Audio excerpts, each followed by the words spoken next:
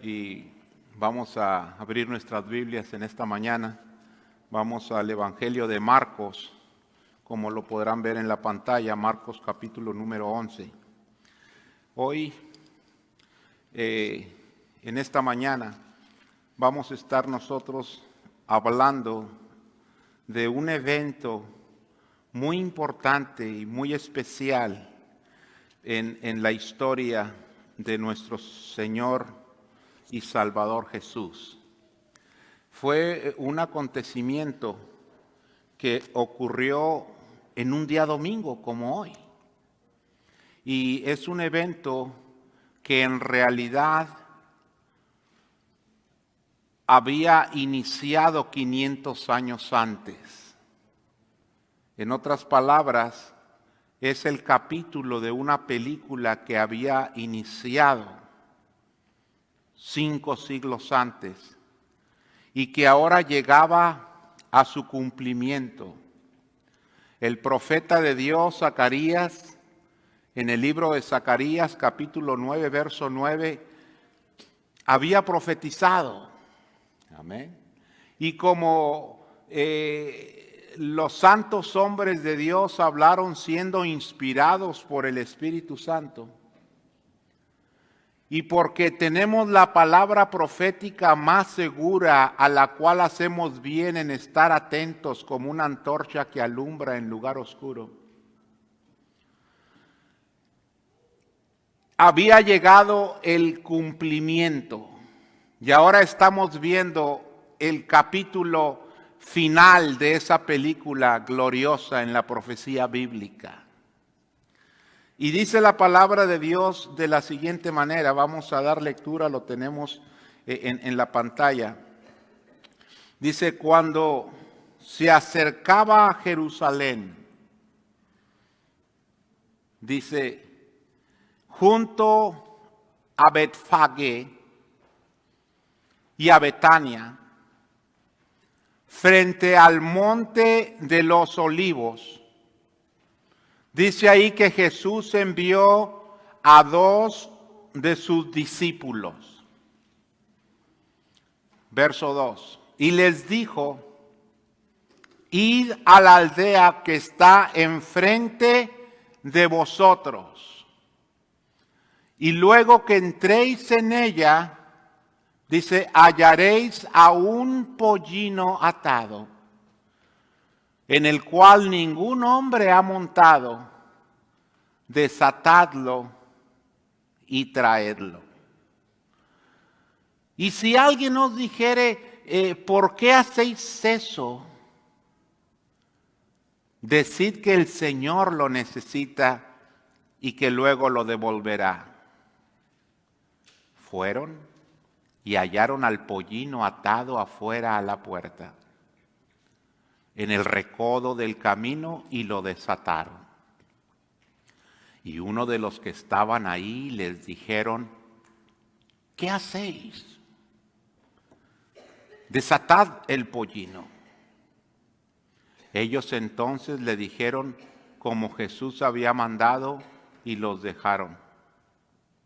Y trajeron el pollino a Jesús y echaron sobre él sus mantos, y se sentó sobre él.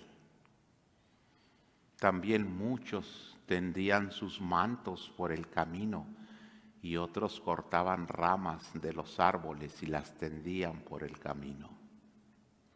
Y los que iban delante y los que venían detrás daban voces y decían, Hosana, Hosana, bendito el que viene en el nombre del Señor.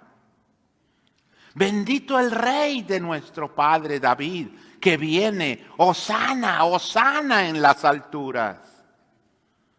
Y entró Jesús en Jerusalén y en el templo, y habiendo mirado alrededor todas las cosas, como ya anochecía, se fue a Betania. Que Dios bendiga su palabra en esta hermosa mañana. Vamos a hacer una oración, así como estamos, y luego iniciamos nuestro tema.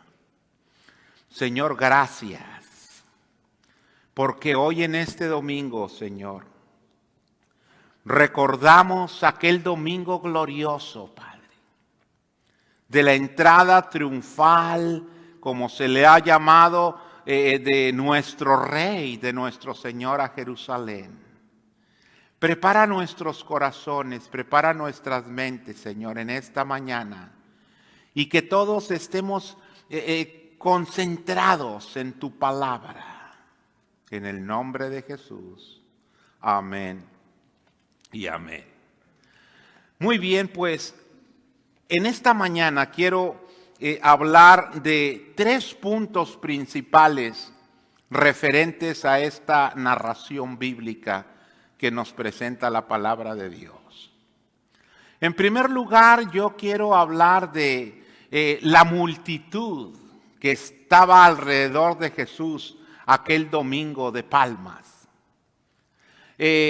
Los teólogos dicen que eran aproximadamente de 2 a 3 mil personas las que estaban aquel domingo con Jesús preparando la entrada a Jerusalén.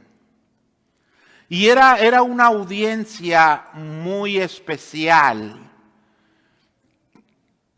Era una audiencia muy entusiasmada. Era una audiencia que estaba llena de alegría y de gozo porque gritaban: Hosana, Hosana, bendito el que viene en el nombre del Señor. En ese aspecto nosotros podemos aprender de esa audiencia, de los que se habían reunido aquel domingo para acompañar a Jesús. Porque cuando nosotros nos acercamos a Jesús, cuando nosotros somos audiencia, cuando nosotros estamos alrededor de nuestro Rey y Señor, expresamos el gozo y la alegría porque estamos delante de nuestro Señor y de nuestro Salvador. ¿Quién dice amén? Y entonces nos llenamos de gozo, nos llenamos de alegría, olvidamos por un momento las preocupaciones y cuestiones que podamos tener y nosotros elevamos nuestras voces en honor y en honra y en gloria y en alabanza al que merece la honra, la gloria y la alabanza, que es nuestro Señor. Gloria a Dios. ¿Quién dice amén, mis hermanos? Amén. Qué domingo tan hermoso aquel domingo. Pero aparte de esto también era una audiencia confundida. Era una audiencia que estaba confundida. Porque en el fondo de sus razonamientos, de su mente, de su corazón, ellos estaban contentos, alegres, entusiasmados, llenos de esperanza, porque veían en Jesús,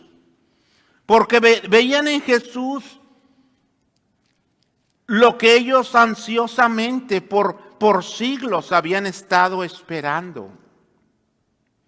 Era una audiencia entusiasmada, pero confundida.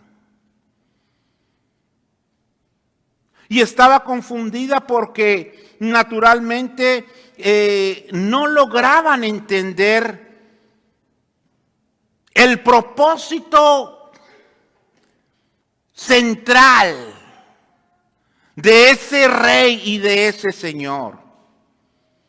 Y no era para menos su confusión. Ustedes saben que la Biblia habla de misterios. Y que la Biblia nos presenta al menos 5 misterios.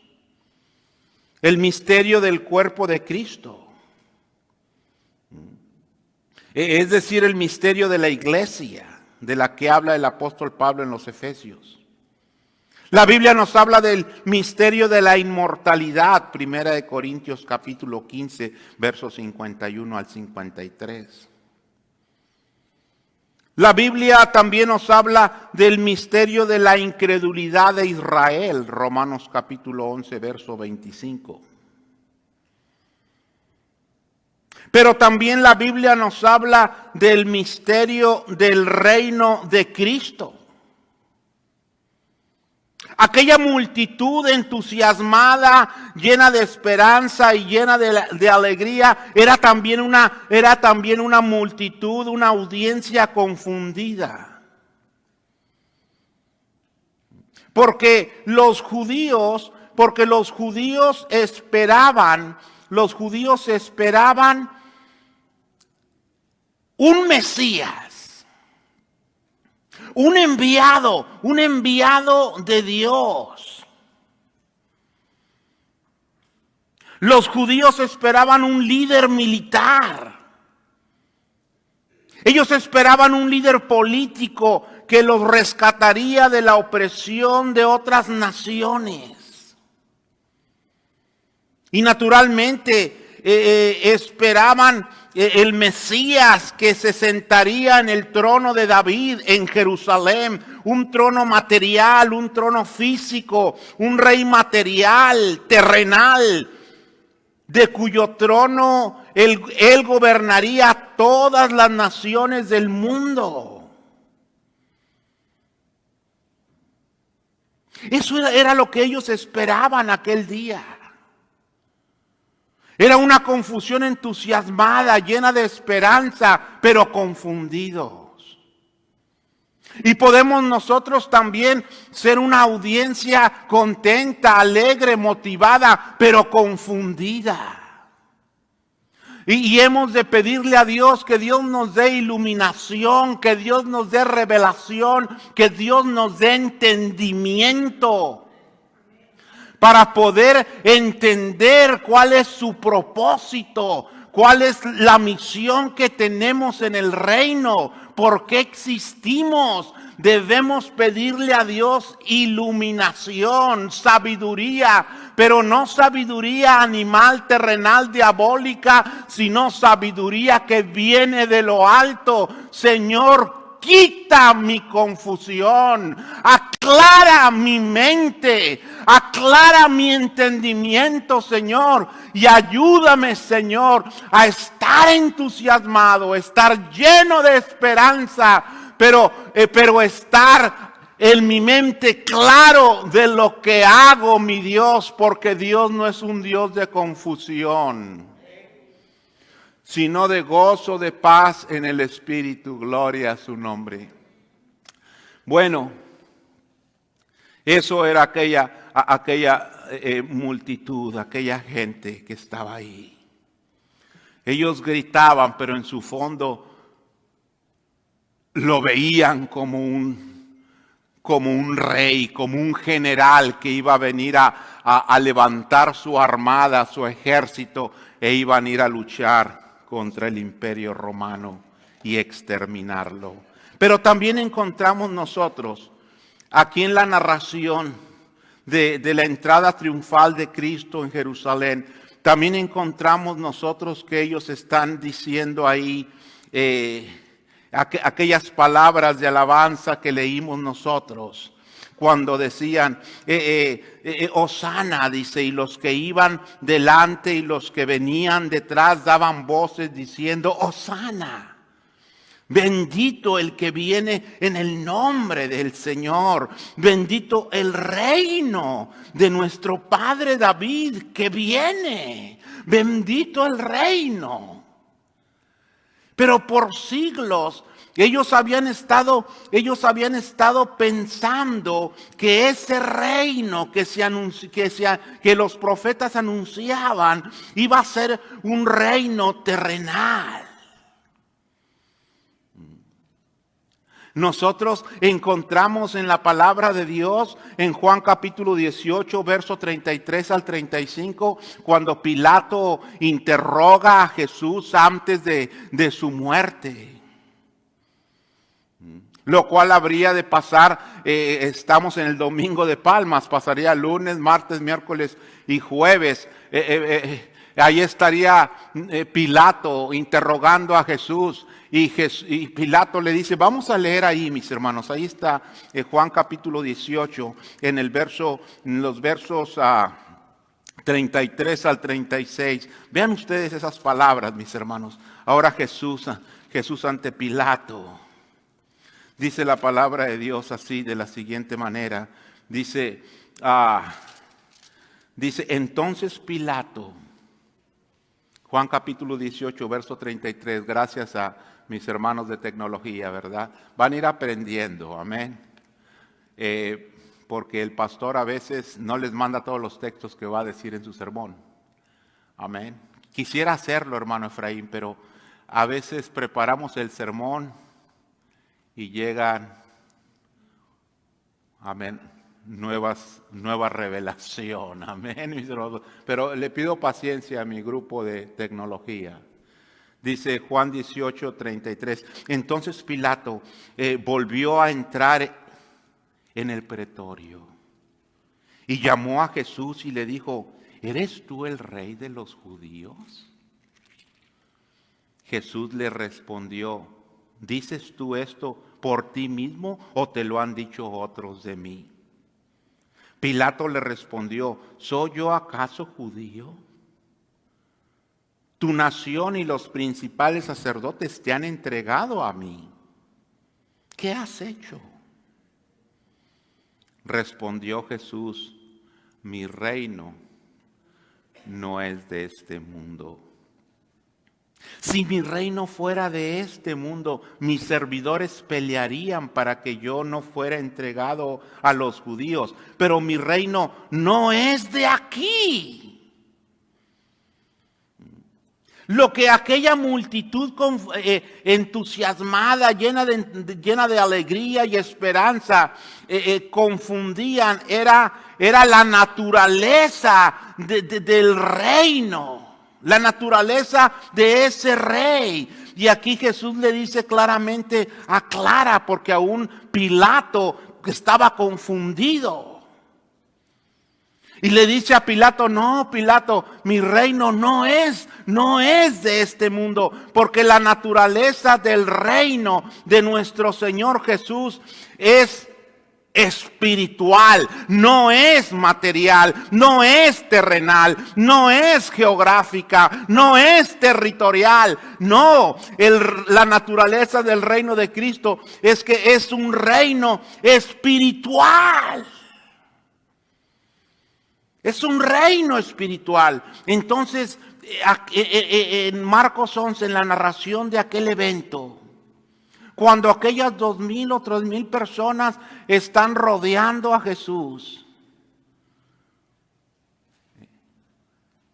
vemos nosotros ahí un escenario bastante peculiar, bastante singular.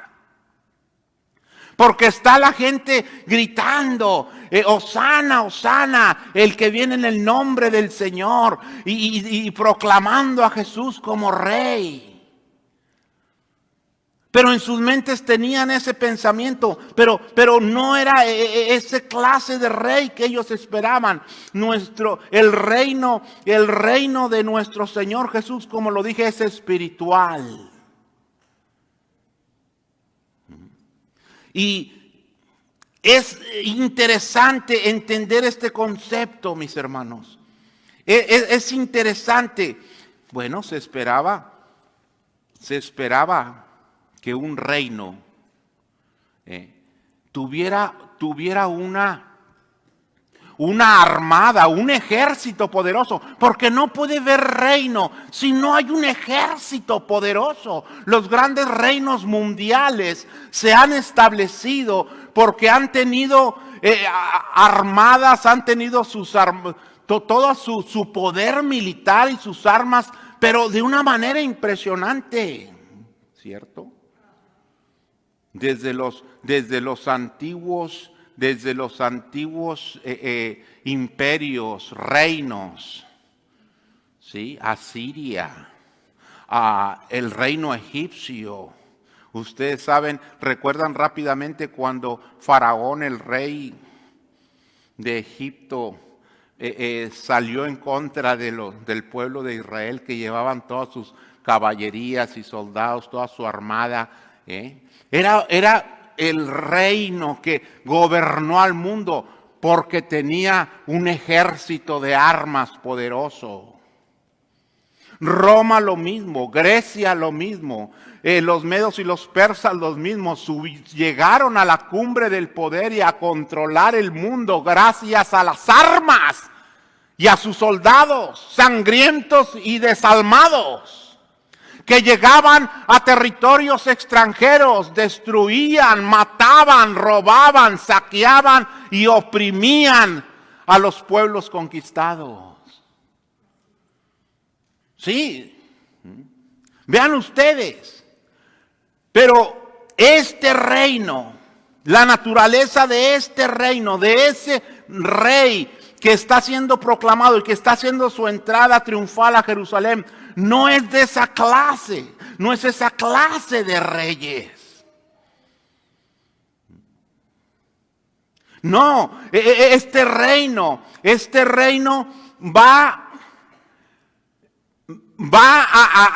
a controlar, va a dominar, pero no un territorio. El reino de nuestro Señor Jesús está en el corazón de los seres humanos. Gloria a su nombre. Y es un reino cuyas armas no son armas carnales, sino espirituales, como lo dice la palabra de Dios allá en 2 de Corintios, capítulo número 10, dice la palabra de Dios, si ustedes son tan amables y van conmigo a 2 de Corintios, capítulo número 10, verso 3. Pues aunque andamos en la carne, 2 de Corintios 10, 3 en adelante, pues aunque andamos en la carne, no militamos según la carne, porque las armas de nuestra milicia son carnales. No son carnales, porque las armas de nuestra milicia no son carnales, sino poderosas en Dios para la destrucción de fortalezas, derribando argumentos y toda altivez que se levanta contra el conocimiento de Dios y llevando cautivo todo pensamiento a la obediencia en Cristo Jesús nuestro Señor. Gloria a Dios. Pueden ver ustedes esa gran diferencia en el reino, de este reino de nuestro Señor Jesús. Gloria a su nombre. Sí, es un reino diferente, es un reino espiritual, pero la multitud no logra captarlo, porque era un misterio que habría de ser revelado, pero al menos están ahí. Era un reino espiritual, tan es así que ustedes recuerdan cuando nuestro Señor Jesús fue aprehendido aquel jueves por la noche. Que llegan el sumo sacerdote con sus servidores, se cree que haya sido un soldado romano, y cuando lo van a prender a nuestro Señor Jesús, a nuestro bendito Rey, Señor y Salvador, Pedro sacó la espada y quiso matar al soldado romano, al siervo del sumo sacerdote, y se pudo esquivar, y Pedro la espada le cortó la oreja. Bueno, aprendemos que los discípulos auténticos del Señor hemos de defender a nuestro Señor hasta lo último. ¿Quién dice amén, mis hermanos? Y la manera en que nosotros defendemos y nosotros apoyamos y nosotros le acompañamos a nuestro Señor no es usando armas carnales. No es matando a gente, no es dañando a gente, no es la manera. La manera en que nosotros nos unimos al reino de nuestro Señor Jesús es a través del amor, porque las armas en el reino de Dios no son carnales, sino espirituales. ¿Quién dice amén? Y Jesús le dice, no hagas eso. Gloria a Dios que había un rey todopoderoso, que agarró aquel pedazo de oreja. Gloria a Dios, bendito sea nuestro Rey. Y se lo vuelve a colocar y hace el milagro, porque para nuestro Señor, que en esta ocasión que viene aquí, viene sentado en un pollino y no rodeado de ejércitos, con toda la pompa y con toda la elegancia de un ejército terrenal. Ustedes saben cómo hacen las marchas en días festivos los ejércitos del mundo. Ve usted a Corea del Norte, pasando con todos los tanques y armamentos de bombas nucleares, de bombas atómicas, de bombas gigantescas ya teledirigidas para sus enemigos. Los miles y millones de soldados con su armamento marchando de una manera que impresiona a cualquiera, y escuchando el ruido del...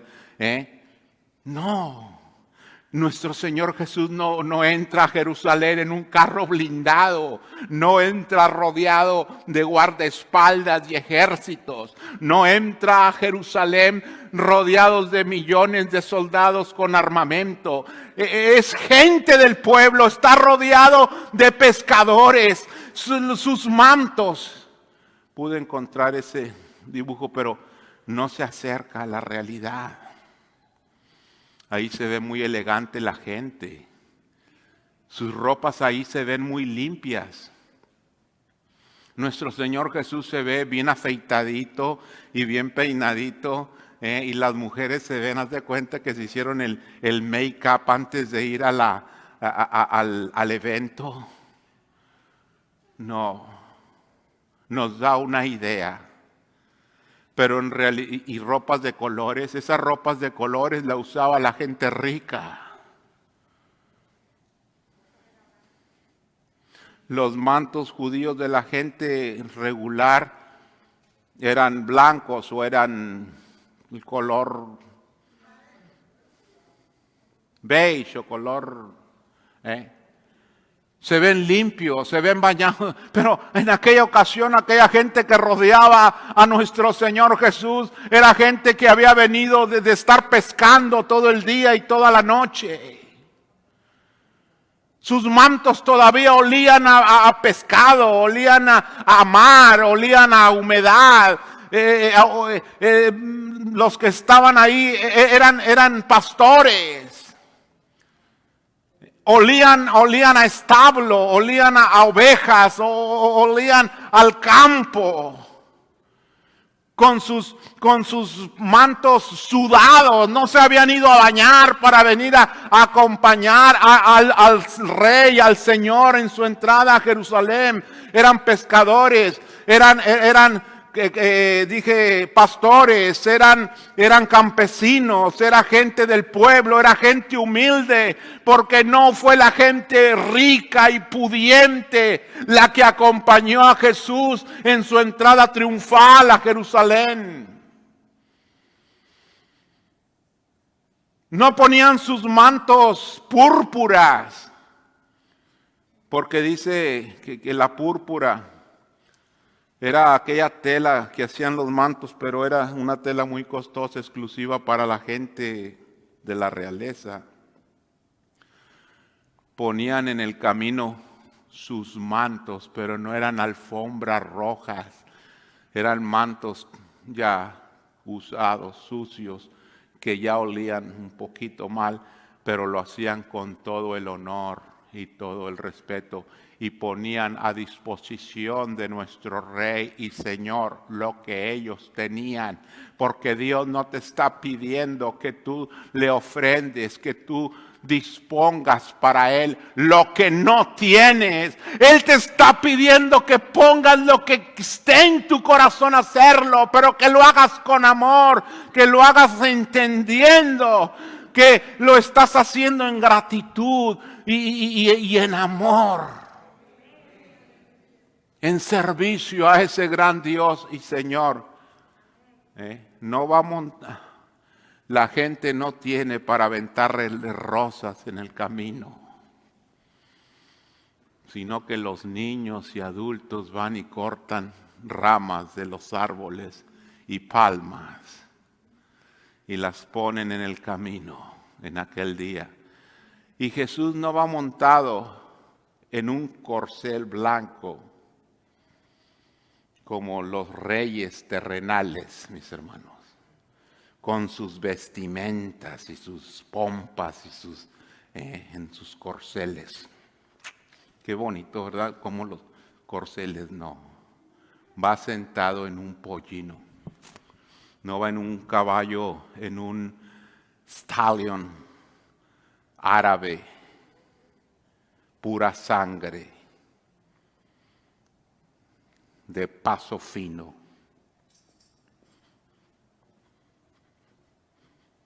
Va en un asno, mis hermanos.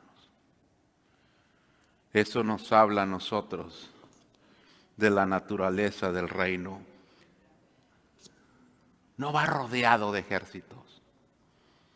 Sabe lo que van a hacer con él en los próximos días. Y tú sabes que nuestro Señor Jesús le dijo a Pedro en aquella ocasión, mis hermanos, ahí en Mateo 26, 52 al 53, tranquilo.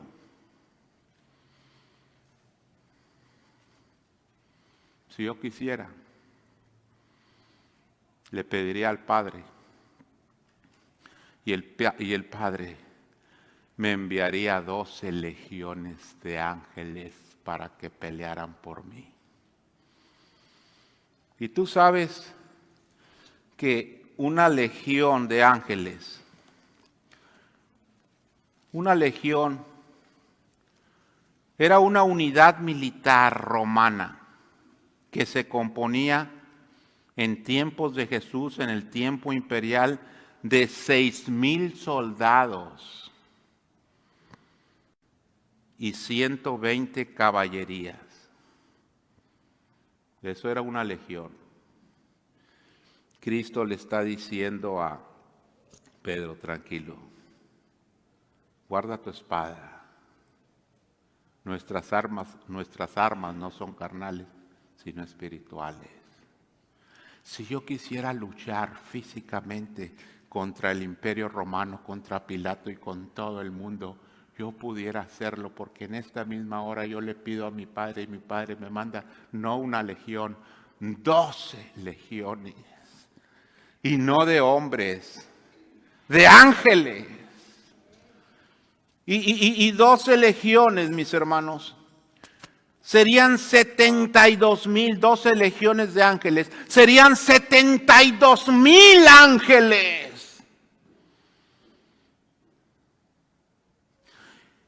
Allá en segunda de Reyes, capítulo 19, verso 35, nos habla a nosotros que en una sola noche, ustedes recuerdan que para proteger a Israel de los asirios, para proteger al rey Ezequías, en una sola noche, un ángel mató a 185,000 asirios. Un solo ángel.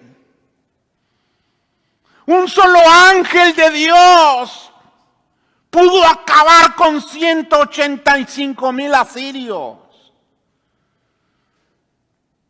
Para aquellos que se sienten solos a veces, para aquellos que se sienten desprotegidos y abandonados, date cuenta que los ángeles de Dios habitan a tu alrededor.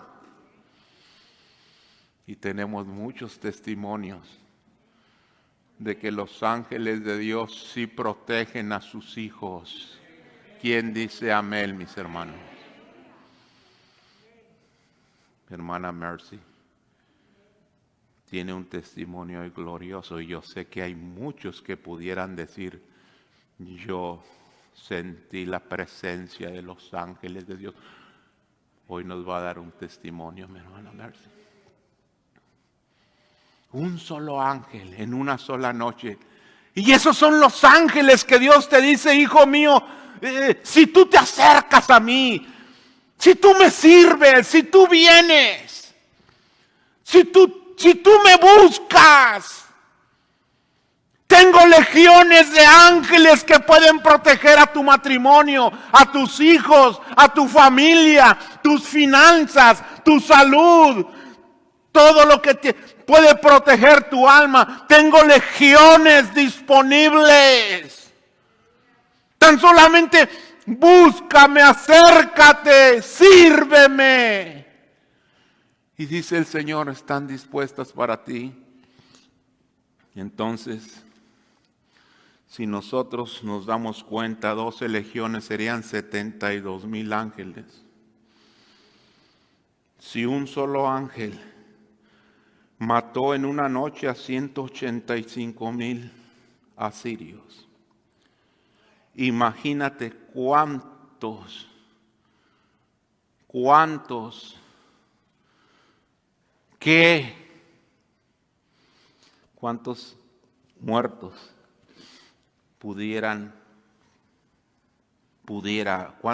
matanza pudiera haber si multiplicamos 72,000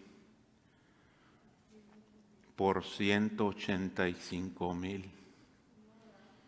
La computadora que tienes en tu teléfono no da todos esos números. Y nomás dice que sería 1.332 elevado a la 10ª potencia. Y Cristo va sentado en ese pollino, en su entrada triunfal en Jerusalén, nuestro Rey, nuestro Señor, que voluntariamente se ha sentado en ese pollino y que se ha rodeado de esa gente. Sí confundida, sí entusiasmada, pero al menos están alrededor de Jesús. No dejes al Señor, acompaña a Jesús en su entrada triunfal a Jerusalén. Gloria al Señor, bendito seas.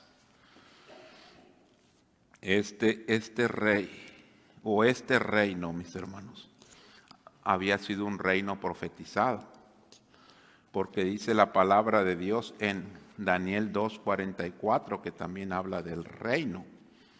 Zacarías 9:9 habla del rey. Daniel 2:44 habla del reino. Y dice en Daniel 2:44, dice ahí que en los días de estos reyes, y en el contexto, si leemos despacito, nos vamos a dar cuenta que habla de los reyes romanos, o sea, de los reyes de tiempos de Jesús. De los reyes romanos de tiempo de Jesús, porque dice, y en los días de estos reyes, el Dios del cielo levantará un reino que no será jamás destruido. Dice, consumirá y desmenuzará a todos los demás reinos, pero este reino permanecerá para siempre. Ese reino fue un reino profetizado. Pero también Juan el Bautista, Mateo capítulo 3:1, capítulo 4 verso 17, los discípulos, Marcos 9:1, Mateo 10:7, Lucas 10:9, nos habla que no solamente Juan el Bautista, Jesús mismo, sus discípulos, los 70, etcétera, etcétera, hablaron de que el reino se acercaba, porque la profecía había dicho que en los días de los reyes romanos, y ahí está ahora Jesús en la historia, hablando de que el reino ya se ha acercado. Y mis hermanos, en Hechos capítulo número 2, cuando se predica el evangelio del Rey de Reyes y del Señor de Señores, se establece ese gran reino espiritual del cual nuestro Señor Jesús había hablado. Hechos capítulo número 2.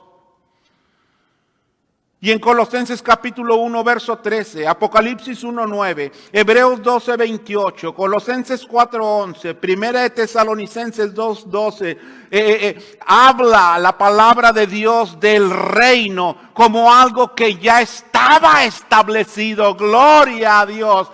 Colosenses 1, 13 dice, pero gracias a Dios que Dios nos ha trasladado del reino de las tinieblas donde antes vivíamos.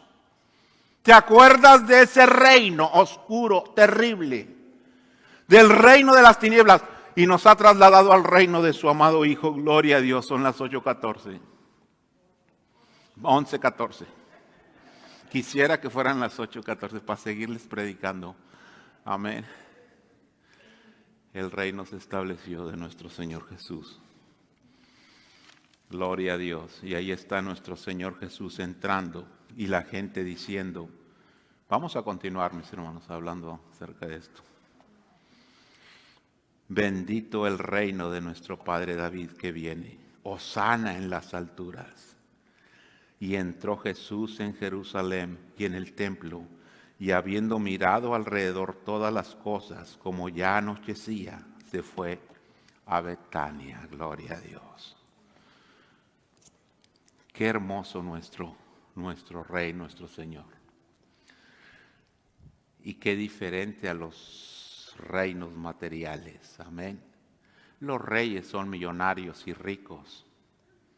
Nuestro Rey dice que las zorras tienen sus cuevas y las aves sus nidos, pero el Hijo de Dios no tiene dónde recostar su cabeza.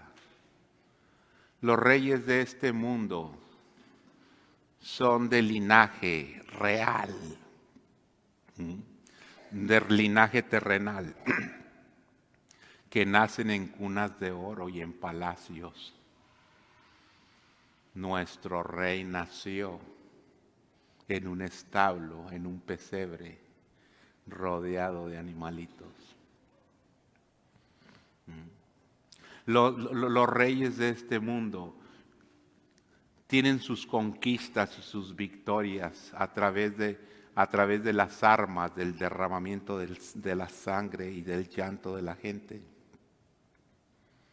Nuestro Rey y Señor, mis hermanos, tiene sus victorias y sus triunfos a través del amor.